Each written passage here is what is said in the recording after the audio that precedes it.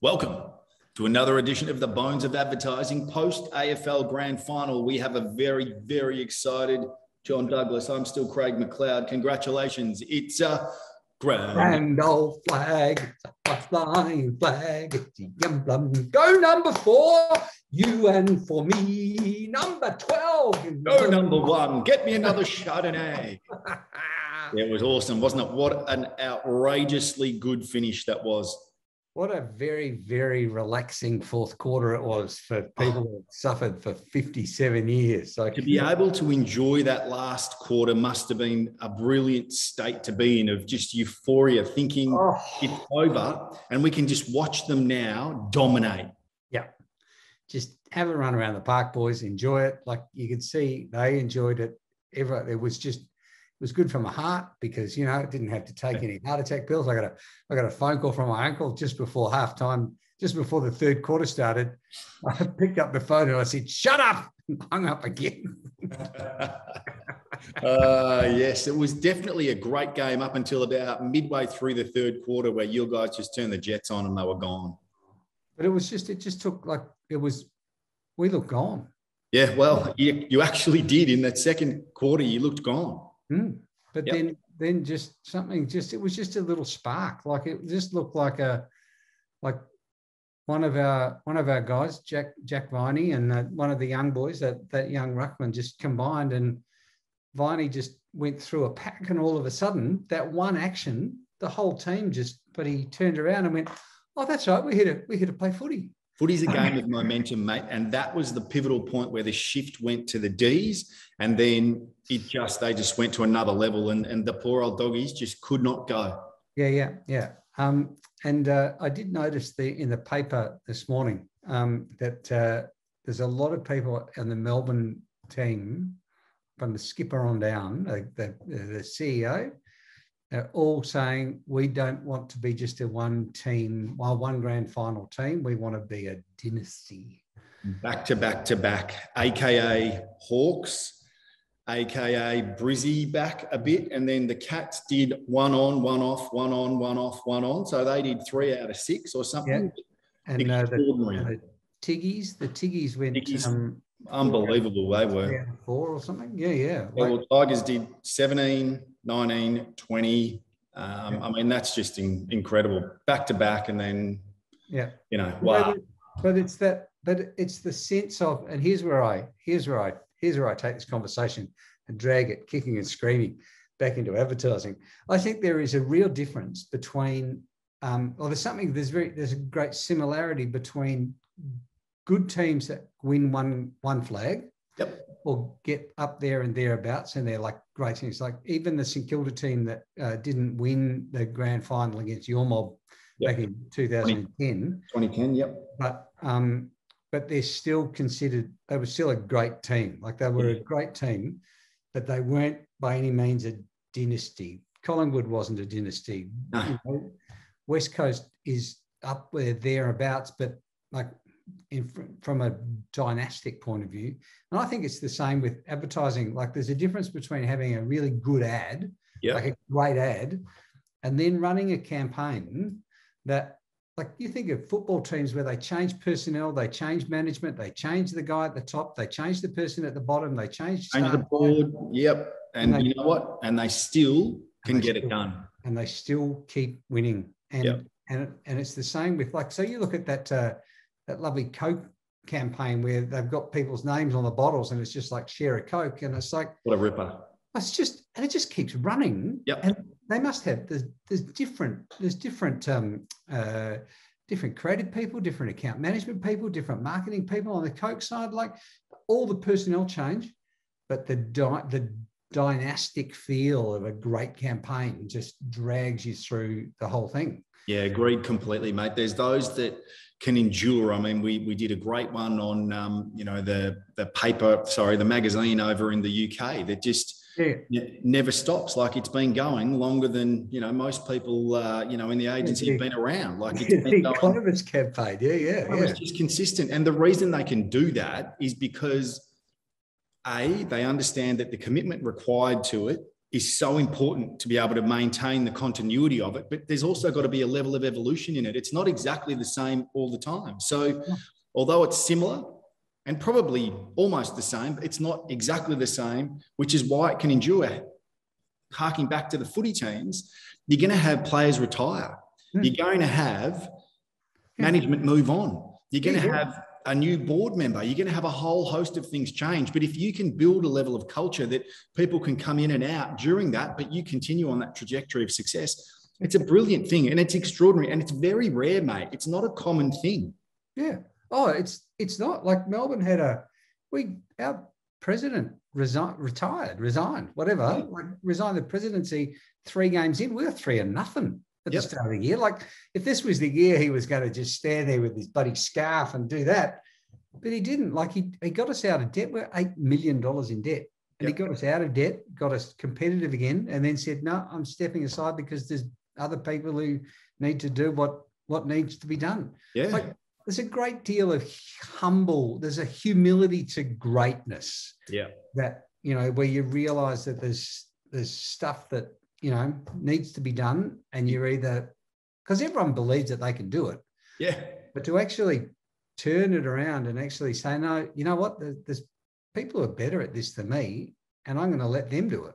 Like, there's a humility there that greatness just rests on, that people who strive for greatness sometimes miss out on because they're trying to do it all themselves. Yeah, right. And any other ads, JD, that you like to call upon that are, that are absolute greatness, that have endured? I mean, we don't need to touch on any of the ones, like we said, that perhaps, sometimes get accolade, but maybe don't really fit in the pocket of fabulous. Yeah. There's the original Volkswagen Think Small ad was an ad.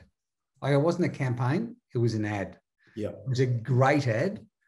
Like, it was one of the best ads ever in the world, but it wasn't a campaign, not by any stretch. But if you look at didn't go on, did it? No. But if you look at the McDonald's I'm Loving It, like, that's a campaign.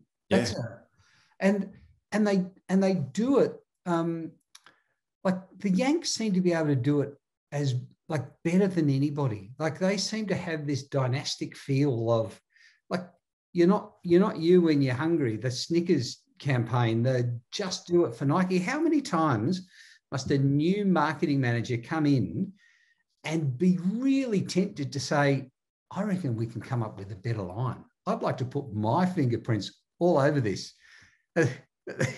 Like there's just truckloads of they just seem to keep rolling out these campaigns, and they still have this ability to go, you know what? It's worked. I'm just going to be part of a chain. I'm going to be part of a dynasty, to use that word again, rather than try and shine a light on me. I'm just going to shine a light on the product.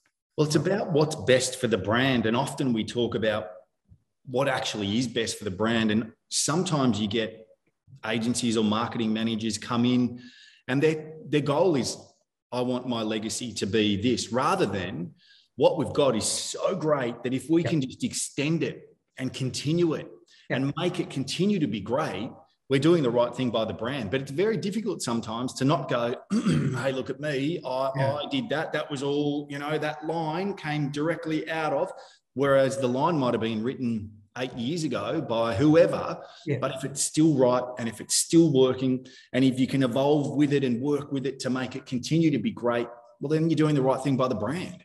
Yeah. Like, you look at Just Do It is, like, far and away just unbelievable. The I'm a Mac campaign, like, that campaign ran for years. Yeah. Like, it doesn't run now. And, Apple seem to have gone back to, like, they seem to have changed into we are one of the biggest in the world at what we do. So all we need to do is just show the Apple and, Yeah, well, I think the legacy that Jobs left, and when Tim Cook took over, I think there was a shift. And I think you're right. The shift became more product focused rather than that whole process of why Apple is so much more superior. But the great thing and mentioning that campaign, and I guess this is the best credit to the guys. I think it was Shiat Day that came up with that, wasn't it? I think so, yep. I'm not sure, but we'll find out and we'll put it up here. But the best thing is that Intel still went back to it with the PC campaign. So, and years on, it still pissed them off so much. Years on, they still went back to it to try and it was brilliant. We've covered it in another episode, but it was brilliant what they did, but it still pissed them off all those years on. Oh, you still remember it. You still remember it. And then it's like, that's a winner.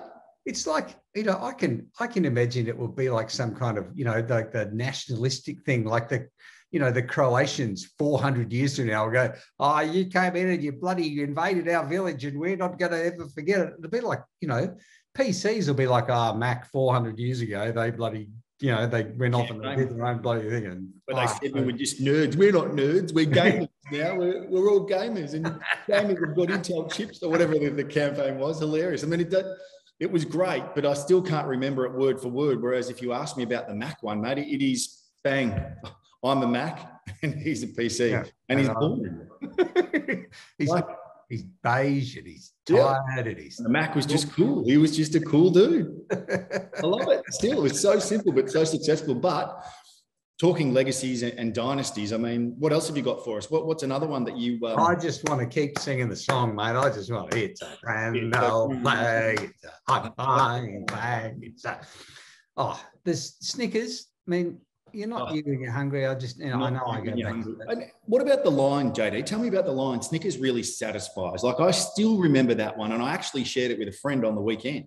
I actually sent a pic to a friend. Snickers really satisfies. Like, how good? Yeah, they're great. Like, I don't even know how old that is, and I don't even reckon it's been used for years, but I still love it. No, but I mean, you think about what helps you work, rest, and play. Oh, Mars. Okay, another one. What changes the colour of your day? Oh, well, is that crunchy? Crunchy changed the colour of your day. Yeah, I will use that on an almost daily basis for someone in some context. Change the colour of your day, like a crunchy. And they're like, what campaign's that? I'm like, hey, it was just a ripping line. But even like L'Oreal, because not worth it. Because you're worth it. I love it. But they don't change. Like if you lined up all of those campaigns, it would be like, oh, they're all cookie cutter and they're all cookie cutter and they're all the same and they all just like, blonde girl doing blonde things and brunette girl doing brunette things. But it's how many marketing managers have they gone through? Just being brave enough to be consistent. Just amazing. They found something that works and they ensure that everyone gets on board and does what is needed to keep them doing what they do. Yeah, absolutely. And love it. Love that they've got the courage to do that, because it's so easy to look at what's been done and go, I can do it better. Yeah. So easy. Yeah. Oh, it is. It is. There's that ego that's involved in, like, not only could I do it better, like I would like people to know that I did that. Yeah. And so there's that sense of not only is it great, but hang about, who's the person behind it? Yeah. Whereas like really, really good campaigns, good lines, strong strategies. Yeah. Like the best strategic minds in the world are the ones who sit quietly in the background and do this, do that. And no one ever knows. No. They just keep turning up year after year after year.